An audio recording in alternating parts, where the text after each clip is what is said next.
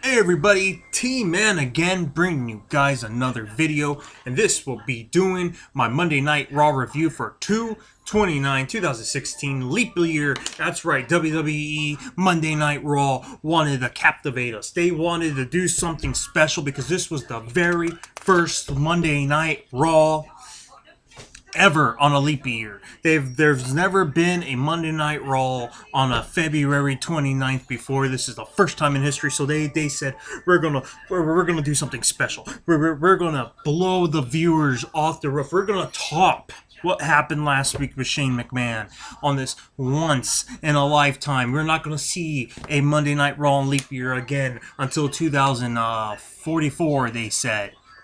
And what did they do last night? Absolutely nothing. This was a very boring episode of Monday Night Raw, guys.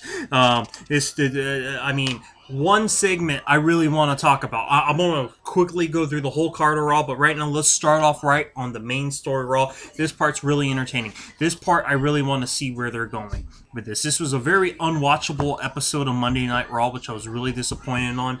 I thought since Roman Reigns wasn't going to be here, Brock Lesnar wasn't going to be here tonight, Undertaker was. I'm like, this is the opportunity. And Shane wasn't here either. Shane, Brock, Roman, all not there. This is the way to build the rest of the card of WrestleMania. Really getting us something to be excited for WrestleMania. And they kind of dropped it. But the one thing that was real interesting, the storyline of the night was Dean Ambrose, Triple H. I like this because I like when WWE gives us circles. I like when WWE makes us question what's going to happen in a good way. This Dean Ambrose Triple H rivalry is really interesting. We started off Raw with Triple H, and at first when he came out and started cutting the promo, I'm like, wow, this is the exact same promo he cut on SmackDown, talking about how we need to bow down to Triple H's authority. Then Dean Ambrose came down to the ring. My thoughts on that, challenging him for a World Heavyweight title match. I think this is genius of the WWE. Believe it or not, I am commending WWE. I think this was the one and only great storyline of the night. Between Dean Ambrose and Triple H. Dean Ambrose is becoming, WWE cannot deny it now. Dean Ambrose is way more over than Roman Reigns. So you have to wonder what's going to happen here. So Triple H says he's going to give the answer at the end of the night. Let's fast forward to the end of Monday Night Raw with the match between Dean Ambrose and Alberto Del Rio, with the whole League of Nations attacking Dean Ambrose. Then we have Triple H come out. They kind of confront each other a little bit. Then Triple H saying, okay, you get your World Heavyweight title match. Not saying when and where. If I have to predict, I would say in 2 weeks. Not next Monday, but the following Monday. I guarantee you, starting on Monday Night Raw, starting this week on SmackDown, we might hear from Triple H. And then maybe on Raw, he'll announce it'll be in 2 weeks. Not this upcoming Monday, but the following Monday Night Raw. And this is genius because maybe this is the method of WWE's madness. Because we all know that Roman Reigns is going to be off camera for a couple weeks. Maybe this is a ace in the hole that WWE is using, hinting and planting this rivalry between Dean Ambrose and Triple H, and maybe we're going to see Dean Ambrose do double duty at WrestleMania like Daniel Bryan did. How wonderful would that be? Fantasy booking, guys. How great would that be? We go into WrestleMania because we don't want to end the show with the fans booing Roman Reigns, supposed to be a heel, supposed to be a heel and getting booed. So what if, guys, that WWE threw us this Dean Ambrose Triple H match because maybe they're using this as an ace in a hole. Maybe they put Dean Ambrose in this. I don't think Dean Ambrose is going to win the World Heavyweight title in 2 weeks when he faces Triple H, but maybe it's controversial. Maybe something happens in this match where it doesn't end decisively, and Triple H, knowing that he's facing Brock Lesnar in a street fight at WrestleMania, he's not going to be able. The way they've been hinting with, Dean Ambrose in the ambulance getting smashed through the car and just getting demolished each week. It's either by Dean or by Brock or Triple H each week. Dean Ambrose is just left in the pile of his own heap each and every week. What if this match is undecisive and Triple H, knowing that he faces Brock Lesnar, says, hey, at WrestleMania, if you can make it to the ring, you'll get your shot against me and Roman Reigns in a triple threat match, thinking there was no possible way that Dean Ambrose could make it to the ring after being in a street fight with Brock Lesnar. Then you go into the WrestleMania, then you can have Dean Ambrose, of course, lose to Brock Lesnar. Have Brock Lesnar beat Dean Ambrose to the inch of his life, but somehow, someway, even though he lost that match, he makes it to that triple threat match. He limps, he finds a way to makes it into that match. So Brock Lesnar looking strong. He got his win at WrestleMania. But now Dean Ambrose, because of this undecisive match they could do in Raw in 2 weeks, Dean Ambrose makes it to the ring somehow, walks out the world title. You make all 100,000 people happy. And I believe WWE is finally maybe doing this. Let's see what happens. I mean, this is giving me hope. I was thinking there was no hope. They're not getting it with Roman. Maybe they finally understand that.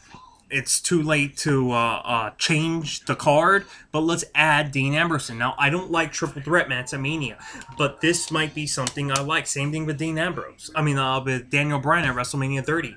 I don't like triple threat matches, but I thought it made sense to add him in. Let's see if that happens this year. It's funny that, it happened at 30. No one's happened. It might happen again at 32. So let's see what happens. That is the one and only thing that happened on Raw that is significant. That is good. Now let's quickly run through the rest. Let me know what you guys think.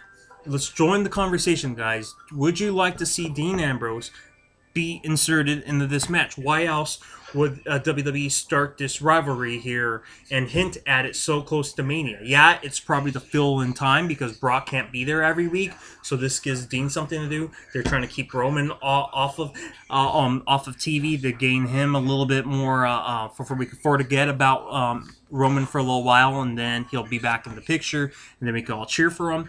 What do you guys think? So the conversation is just beginning on that one. Moving on, Sasha Banks versus Bayley. No contest. They're going to have a rematch at SmackDown. Both shoulders were pinned there. This was a very boring episode of Raw. Miz got a very quick victory over Ziggler. Stephanie McMahon's promo. League of Nations getting the win over the Lucha Dragons. Ryback beating Ambrose. And then once again, after he wins, just storming out of the ring, almost Goldberg style. So very interested to see if Goldberg's going to be coming or not. The New Day versus AJ Styles and Jericho. I hate that. I hate where that's going. With AJ and Chris Jericho, I would much rather see them so close to Mania. With AJ Styles, I would want to see him going up against Dean Ambrose. Don't know where they're going. I think it's a waste of two guys that could really work putting AJ and Jericho in the tag team.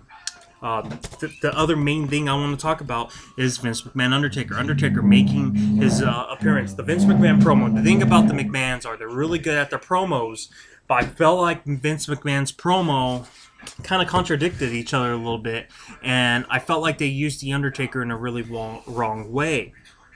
First, Vince started talking about how much he loved his son, but he's going to teach his son a lesson.